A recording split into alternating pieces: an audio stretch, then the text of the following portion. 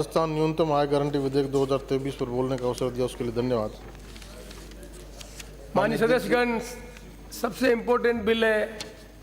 मैं समझता हूँ कि इस पर ज़्यादा हमें ध्यान देकर चर्चा करनी चाहिए। माननीय अध्यक्ष जी, राज्य की व्यक्तियों और या गृहस्थियों को मजदूर या सामाजिक सुरक्षा पेंशन की गारंटी के रूप में एक अतिरिक्त न्यूनतम आय गारंटी का प्रबल संधान करने के लिए सामाजिक सुरक्षा उपबंधों के लिए विधेयक आया है।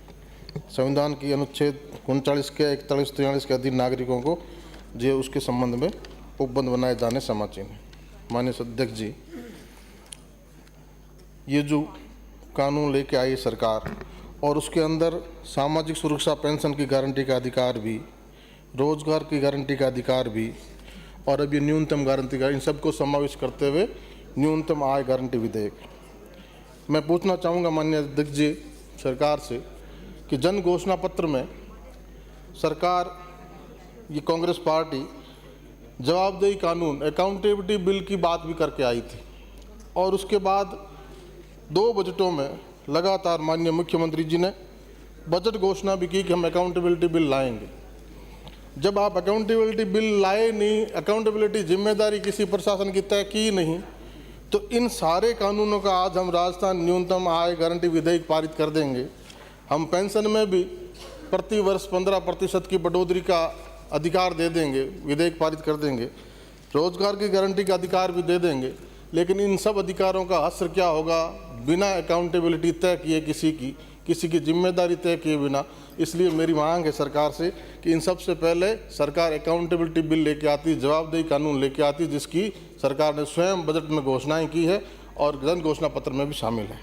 माननीय सभापति जी, रोजगार की गारंटी का अधिकार, राज्य के ग्रामीण क्षेत्र में रोजगार और उसके लिए रोजगार की सबसे महत्वपूर्ण योजना क्या ग्रामीण क्षेत्र में? मनरेगा। और इसमें मैं माननीय सभापति जी आपके माध्यम से मंत्री जी के संज्ञान में 4 बातें लाना चाहूँगा। नरेगा योजना में कृषि आधारित गतिविधियों को जोड़ा जाना चाहिए। इस हेतु प्रति हेक्टेयर बीजान फसल तैयार करना इत्यादि की दर निर्धारित करके राजस्व विभाग की गिरदावरी के आधार पर रोजगार दिवस तय किए जाने चाहिए। ये करेंगे तो निश्चित रूप इसमें भी इसकी मूल भावना के साथ मदद मिलेगी। ग्रामीण क्षेत्र के सभी कैटेगरी के लाभार्थी हेतु आवास निर्माण, वर्षा जल संरक्षण हेतु कुंड निर्माण इत्यादि कार्य जिनमें सामग्री की राशि लाभार्थी द्वारा स्वयं वहन की जा सके, उन्हें श्रम हेतु नरेगा से प्रति लाभार्थी मानव दिवस उपलब्ध करवाए जाने का प्रावधान भी किया जाना चाहिए।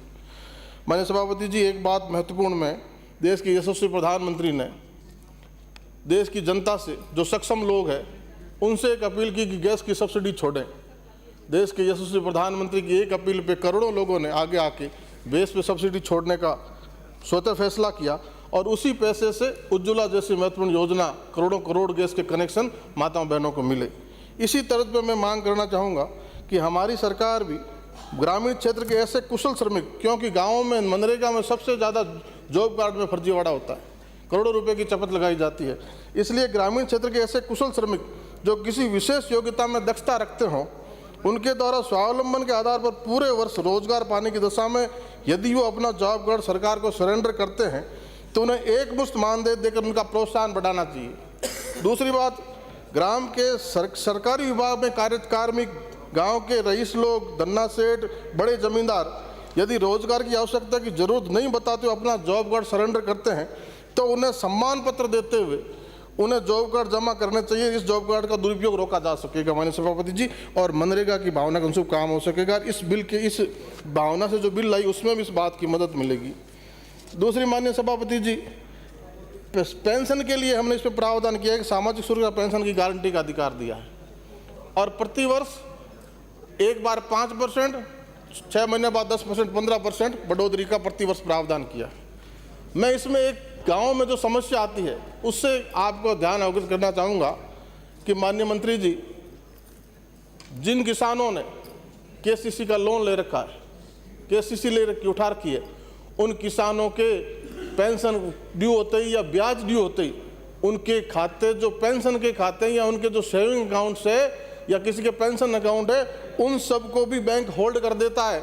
बैंक की इस परंपरा को रोकिए कि जो पेंशन भोगी है उनके साथ ये बैंक कुठाराघात करता है, उस पर भी आपको लगाम लगाने की ज़रूरत है।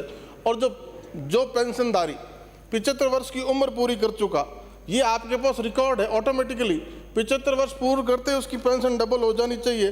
तो क्यों उस 75 वर्ष के आदमी को बार बार ई मित्रा के चक्कर काटने पड़े? इस बार भी धन्यवाद। और फिर दूसरी बात कि अभी भी लाखों लोग पेंशन के भौतिक सत्यापन से वंचित है। बीकानेर में तो 61% हुआ है, तो इसका भी समय रहते करना चाहिए। आपने अवधि बढ़ाई, उसके लिए आपका धन्यवाद माननीय सभापति जी। और अभी भी लाखों लोग इससे वंचित है।